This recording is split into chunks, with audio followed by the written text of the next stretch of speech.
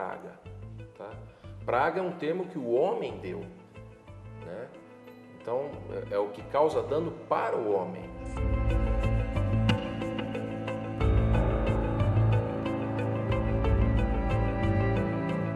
Então, o que acontece hoje no ambiente urbano? Você tem uma devastação da mata para a construção de condomínios. Junto com as pessoas vem quem? O lixo. Junto com o lixo vem a periplaneta americana, a barata de esgoto. Dando uma brecha para o inseto, né? A gente chama, na verdade, dos 4 As existentes, né? Que é água, alimento, abrigo e o acesso, né? Essa praga vai conseguir proliferar com bastante facilidade. Controle de praga é a redução da probabilidade de ocorrência. Você não pode nunca dizer que determinado local nunca vai ter um bicho. A pessoa que alimenta o pombo, ela não tem noção de que aquele milho, aquela quirera que ele larga lá depois e o pombo não come, quem vem comer depois? O rato, por exemplo.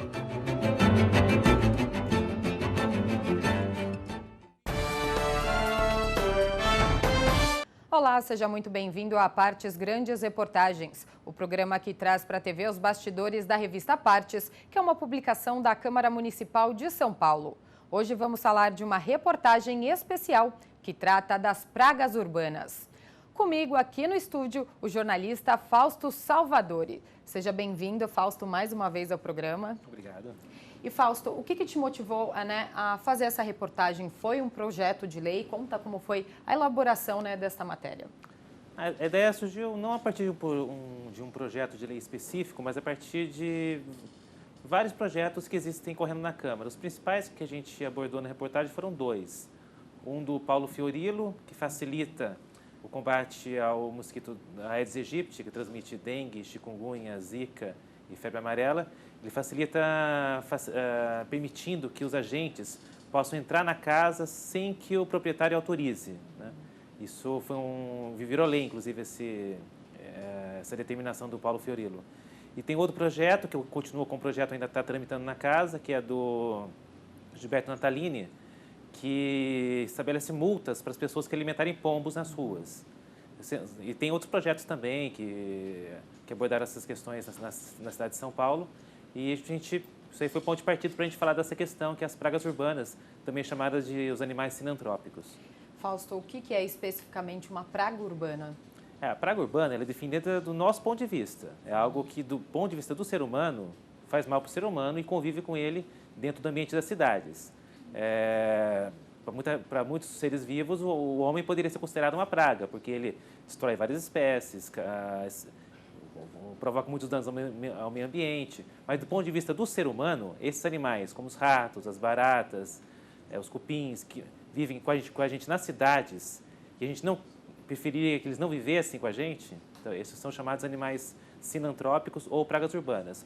Os animais domésticos que convivem com a gente, porque a gente quer que eles convivam, como os animais, como os cachorros e os gatos, não são pragas, né? Eles convivem com a gente porque a gente quer que eles convivam. E eles se desenvolvem aproveitando as condições que a gente dá para eles. São chamados 4 As, né? Que é água, alimento, acesso e abrigo. E quais são as pragas urbanas mais comuns aqui na capital? Tem vários tipos. Os ratos estão presentes na cidade toda. Tem também os cupins, que são os que causam os principais danos materiais nas casas e também nas árvores.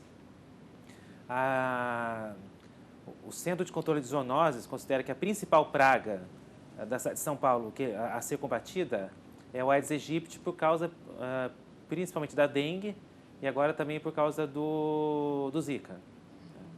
Você falou sobre os animais sinantrópicos, né? A reportagem fala muito sobre isso. Explica para quem está assistindo o que significa esse termo.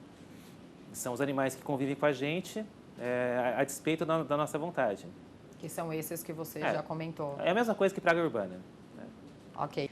Fausto, vamos aproveitar para dar uma olhada num trecho dos bastidores da reportagem em que os biólogos falam sobre as pragas urbanas. Acompanhe.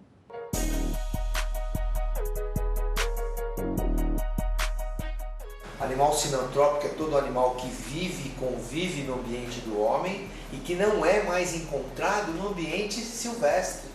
Então, quem são os animais sinantrópicos? Rato, barata, cupim exótico, escorpião, pombo. Às vezes, algumas dessas pragas, elas vêm desde os primórdios da criação da civilização. Grande parte das vezes, o homem, né, ele pode estar, vamos assim dizer, usando aquele ambiente em que a praga já estava, né? Então ele invade um ambiente.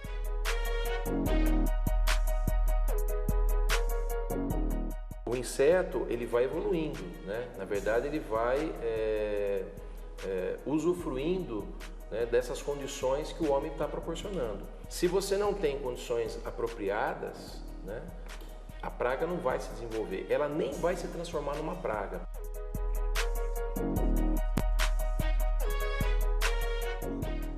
O biólogo explicou, né, que esses animais e insetos nos acompanham desde o surgimento da civilização. É difícil a gente dizer, então, que a gente vai conseguir exterminar algumas dessas pragas urbanas devido à importância mesmo para o equilíbrio da natureza? Muitos nem são importantes para o equilíbrio da natureza. Muitos estão inseridos dentro de um ciclo. A barata de esgoto, ela está inserida dentro de um ciclo que só existe dentro das cidades, por exemplo. Né? Não faz parte de um ecossistema maior, segundo o que o próprio biólogo falou também. Mas a gente nunca vai conseguir erradicar essas pragas, porque, na verdade, elas caminham junto com a civilização. Não é aquela ideia, quanto mais a gente tem progresso tecnológico, quanto mais a gente se desenvolve, menos animais menos indesejáveis vão viver com a gente. Ao contrário, quanto mais a gente se desenvolve, quanto mais tem progresso tecnológico, mais animais vão se aproveitando dessas condições que a gente queria para eles. Por exemplo, a globalização favoreceu muito a proliferação dos percevejos de cama, que eles vão se desenvolvendo através dos hotéis. Né? Com as Olimpíadas e com a Copa do Mundo, o Brasil tende a ter cada vez mais percevejos de cama nos seus hotéis. Porque as pessoas trazem, né? É o progresso tecnológico, é a globalização. O Aedes aegypti, ele se desenvolveu muito graças à industrialização, porque ele prefere os ambientes artificiais para colocar seus ovos. Ele prefere borracha, plástico, potes. Né? Então, para ele, a civilização é boa para esses animais. São animais que foram se modificando, muitos deles só existem no ambiente humano. A barata de esgoto, a periplaneta americana e a pequenininha, a Blatella germânica, a francesinha, são espécies que não existem na natureza, só existem em contato com os humanos. Até na matéria faço uma comparação, como se fosse o outro lado dos animais domésticos, porque o cão originalmente não existia na natureza, porque existiam os lobos. A gente, ser humano, foi aproximando os lobos de nós, eles foram aprendendo a viver com a gente, e a gente foi selecionando dentre os lobos aqueles que eram mais fofinhos, mais mansos, a sobrevivência do mais fofo, como diz o Neil deGrasse Tyson. E aos poucos, ao passar de séculos e séculos, os cães foram se transformando. Desde aquele lobo feroz que se aproximou pela primeira vez de um grupo de seres humanos, hoje a gente tem os poodles, tem os schnauzers, tem todos esses bichinhos fofinhos que a gente foi transformando para ficar do jeito que a gente gostasse mais. De uma certa maneira, as pragas urbanas são isso, só que ao contrário. Eles foram se aproximando de nós e foram aprendendo a viver com a gente e se modificando a ponto de criar espécies que só existem em contato com o ser humano, só que fazem muito mal para a gente. Ou seja, a cidade oferece tudo o que eles precisam, né? Tudo que essas pragas precisam.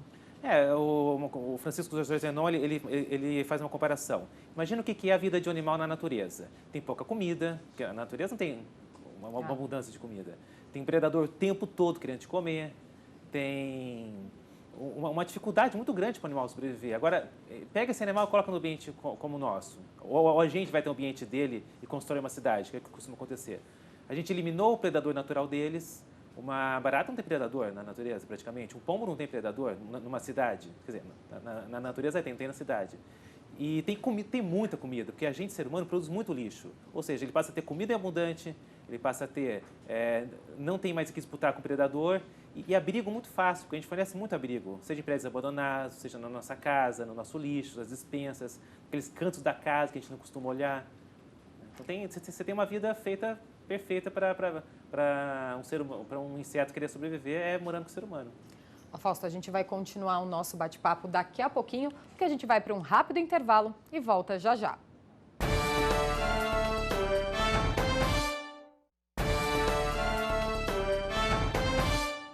Olá, estamos de volta com a Partes Grandes Reportagens. Comigo, o jornalista Fausto Salvadori, que nos conta sobre o processo de elaboração de uma matéria sobre pragas urbanas para a revista Partes. Fausto, os cupins são as pragas mais difíceis de controlar e eles podem até causar danos ao patrimônio ou até derrubar uma casa, por exemplo? Talvez eles não sejam os mais difíceis, mas eles são os que causam os principais danos materiais. Um cupim ele pode derrubar uma casa, né? Ele pode derrubar uma árvore, né? Árvores imensas caem e matam pessoas por causa de cupins. Podem destruir livros, móveis, obras de arte com valores históricos. Muitos museus têm problemas com cupins.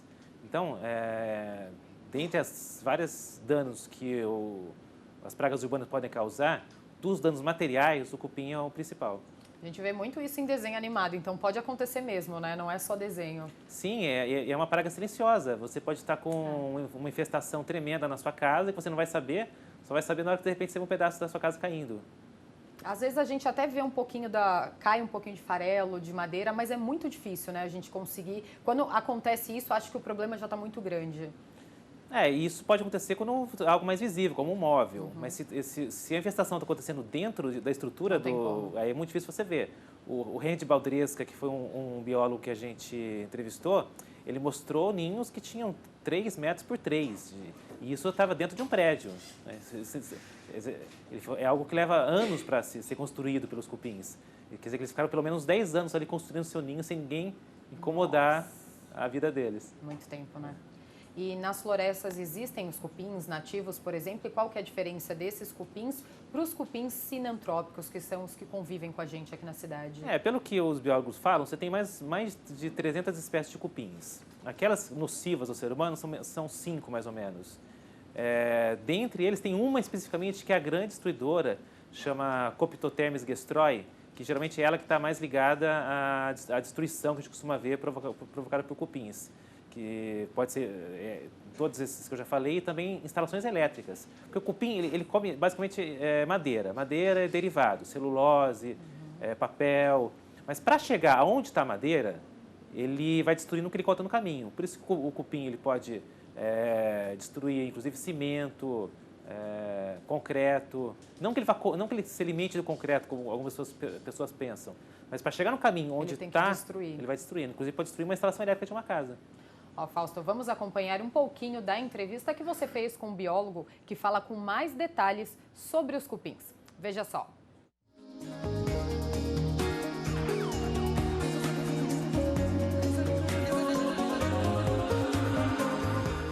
Na verdade, os cupins são decompositores, né, naturais. Então, ele não consegue distinguir, na natureza, né, ele não consegue distinguir uma árvore viva de uma morta, de um batente de porta, por exemplo. Né? Ele vai pegar o que tiver ao alcance. O homem vem e faz uma edificação, faz um condomínio, corta as árvores. O que o cupim vai fazer? Ele é um decompositor, não tem mais árvore, ele vai comer a casa do sujeito.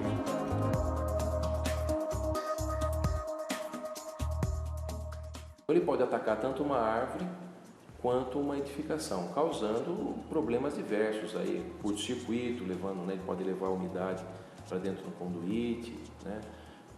Comer fundos de armário. Normalmente, todo madeiramento em contato com a alvenaria, ela está mais sensível, né, ao ataque de cupim subterrâneo. Também é certo que a gente não está falando de algumas centenas, nós estamos falando de milhões, né? Então, uma colônia pode ter aí 3, 4, 5 milhões de indivíduos, né? E você imagine que uma rainha colocando 30 mil ovos, 40 mil ovos por dia durante 25, 30 anos, que é o tempo de vida da rainha, você imagine quantos milhões de filhos, né, que essa rainha tem.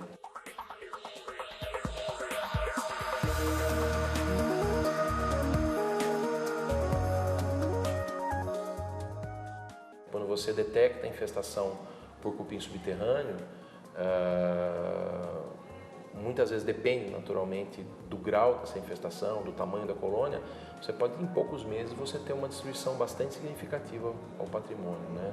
Um dano econômico grande.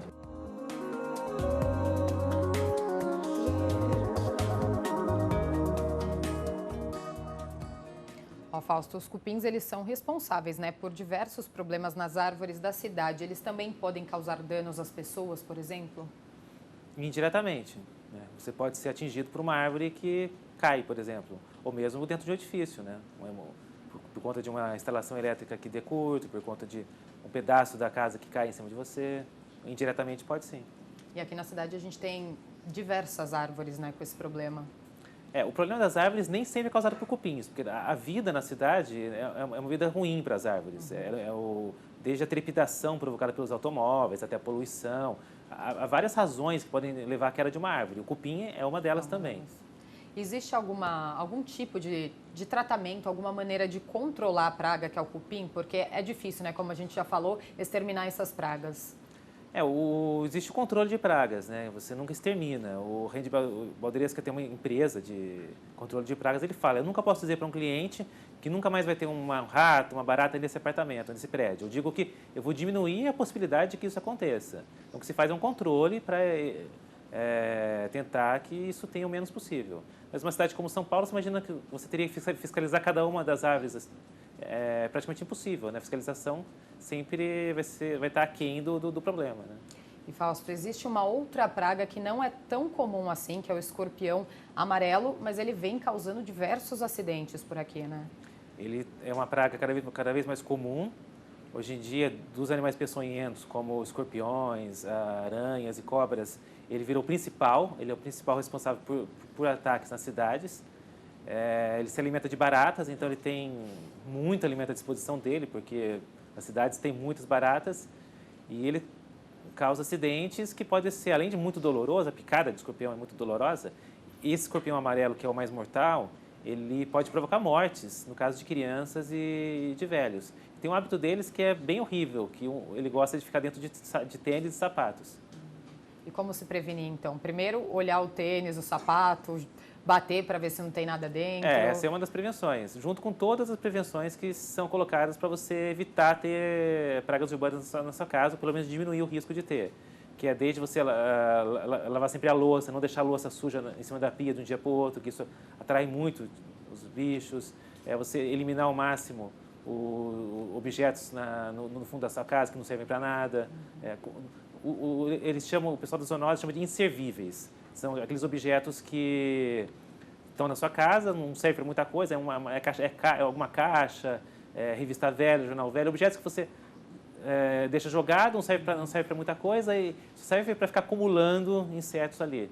Então, quanto mais você se livrar dos inservíveis, você tapar os ralos do banheiro, evitar deixar frutas expostas, especialmente podem atrair morcegos, por exemplo, fechar acessos nos telhados, que também podem servir de abrigos para pombos, e ficar sempre de olho nos ambientes da casa que podem atrair insetos. E retomando ao assunto, né, que a gente falou da Copa do Mundo, Olimpíadas, tem algumas pragas que são chamadas pragas da classe A, vamos dizer assim. Tem pragas que atingem certas classes sociais? Sim, como tudo, né? O percevejo de cama, ele tem atacado muitos hotéis, especialmente os hotéis de luxo, que são os que recebem os estrangeiros. É uma consequência da globalização. Como ele é muito pequeno, ele tem poucos milímetros, ele vem na bagagem, é muito difícil, mesmo para os melhores hotéis, conseguirem prevenir a entrada desses animais. Eles acabam proliferando dentro dos hotéis. Mas a questão da classe social está disseminada nessa questão das pragas urbanas. Uma das pragas urbanas que mais provoca mortes, historicamente, é a leptospirose. Só que você ouve falar muito mais de dengue, por exemplo, do que leptospirose. Porque a leptospirose, ela mata basicamente as pessoas que vivem nas áreas de enchentes, onde elas têm contato com a urina do rato.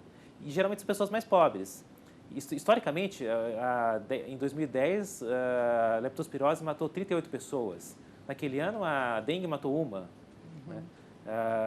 Só esse ano, em 2015, ano passado, na verdade, finalmente os números de dengue e leptospirose chegaram perto um do outro de mortes. Foram 22 mortes por leptospirose e 25 por dengue no ano passado. Mas é uma doença tão terrível quanto, você quase não fala dela. Porque enquanto a dengue atinge todas as classes sociais, a leptospirose só atinge gente pobre e as políticas públicas, a mídia, todo mundo tende a achar que pobre é um ser humano que vale menos. Então você não dá tanta atenção para as pragas urbanas que atingem os pobres. A gente nunca vê falar, né, muito de leptospirose. Bom, a gente vai fazer mais uma rápida parada no programa e daqui a pouco voltamos com mais apartes, grandes reportagens.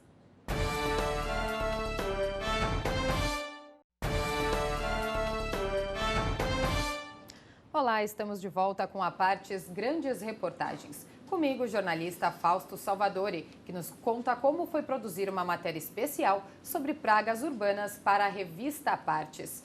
Fausto, tem outros, né, animais que também são considerados pragas, mas que são um pouquinho mais bem aceitos pela população. Os pombos entram nesse grupo? O Francisco Zorzenon, ele faz algumas comparações. Ele fala que as pessoas geralmente, se vê uma barata passando no prato, ela vai correndo lavar o prato, se ela vê uma formiga, ela talvez ela até afaste a formiga e continue comendo, né? Ele fala, na prática, isso é mais um preconceito do que uma visão baseada em fatos verdadeiros, porque uma formiga, dependendo de onde ela passou, ela pode transmitir tanto germes quanto uma barata. Então, as pessoas tendem a ser mais tolerantes com algumas espécies do que com outras. O pombo é outro exemplo. Também existe, historicamente, uma tolerância maior em relação ao pombo do que em relação ao rato, por exemplo. Ninguém nunca vai falar, que rato bonitinho, e mandar comidinha para ele. Agora, com relação ao pombo, existem pessoas que gostam de jogar comida, tratar como um bichinho bonito, simpático. Você acredita que a população ainda não tem conhecimento do risco, né, que os pombos oferecem, né? As doenças que as pessoas podem pegar alimentando os pombos, né, deixando eles aí na cidade. E você acredita que o projeto do vereador Gilberto Natalini ele vai ajudar pelo menos diminuir, né, essa população de pombos aqui na cidade? Porque as pessoas não vão poder mais alimentá-los, então talvez eles não venham tanto para cá. O projeto Natalini prevê uma multa de R$200 para a pessoa se ela alimentar os pombos. Muitos consideram que é um bom projeto.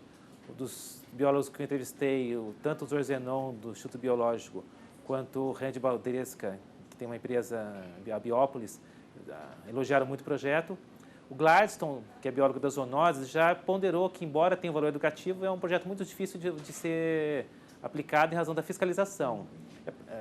Você não tem uma que a gente tem aqui na cidade. Você não tem uma estrutura de pessoal capaz de ficar nas praças fiscalizando quem está alimentando pombo. Então, talvez tenha um valor mais educativo.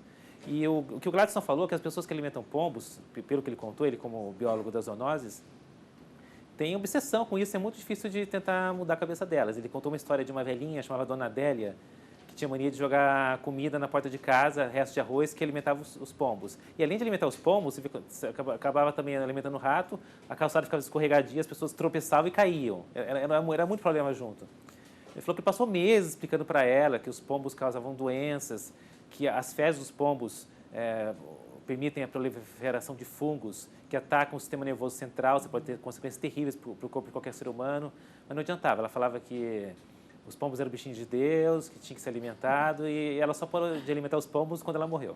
Fausto, agora vamos conhecer um pouco mais das formigas, dos ratos e um dos insetos que as mulheres, em especial, detestam, as baratas.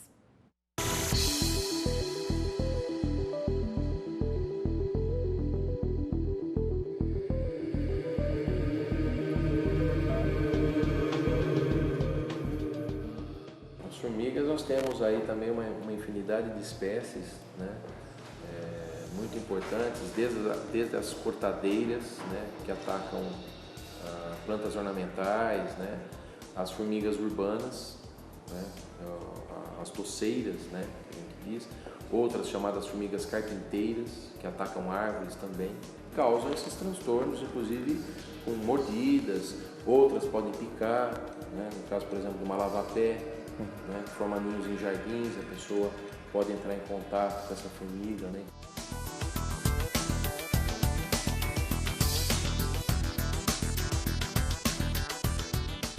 Se você vê uma barata, na hora que você abre os talheres lá para tirar um talher, você vê uma barata. Enquanto você não lavar tudo, né, você não se dá por satisfeito. Agora tem uma formiguinha lá andando no açucareiro, o que você faz?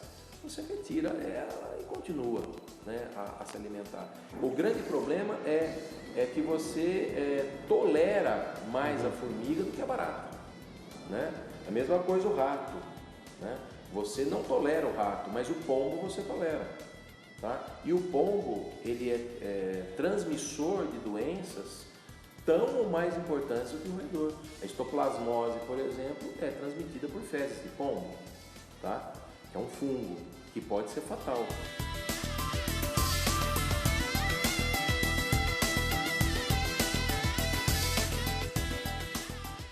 Fica complicado você colocar na cabeça da pessoa, né, que aquele animal, né, é tido como o pombinho da paz, né, é um animal que teoricamente ele é inofensivo, ele causa algum tipo de dano. A pessoa que alimenta o pombo, ela não tem noção de que aquele milho ou aquela quirera que ele larga lá depois e o pombo não come, quem vem comer depois? Um rato, por exemplo, tá? Então ele acaba alimentando um roedor, né? Uma ratazana, um rato, um camundongo. Praga urbana é praga urbana, quer dizer, você tem que se precaver, né?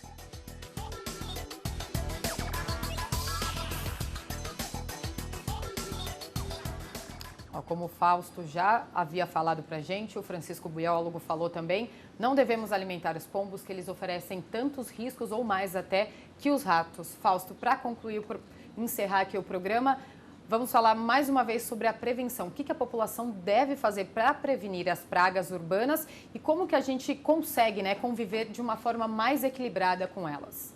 Lembrando que as pragas urbanas precisam dos 4 As, que é água, alimento, abrigo e acesso. Você tem que olhar para a sua casa e pensar de que maneira que os animais podem ter acesso, se abrigar na sua casa e encontrar água e alimento disponível.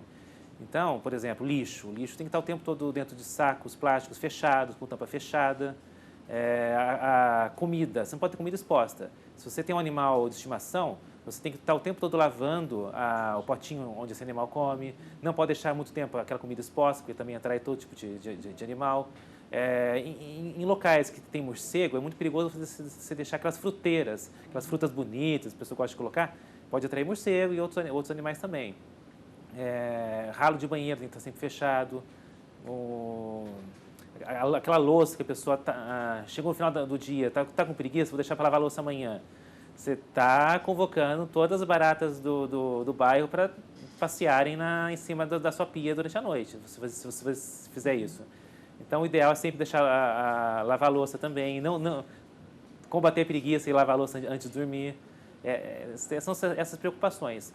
Tomar muito cuidado com objetos que podem acumular água, né? Aí, já pensando em combater o Aedes aegypti, sempre lavar também, porque os ovos do Aedes aegypti podem ficar lá durante anos e só se desenvolverem quando alguém colocar água naquele pote.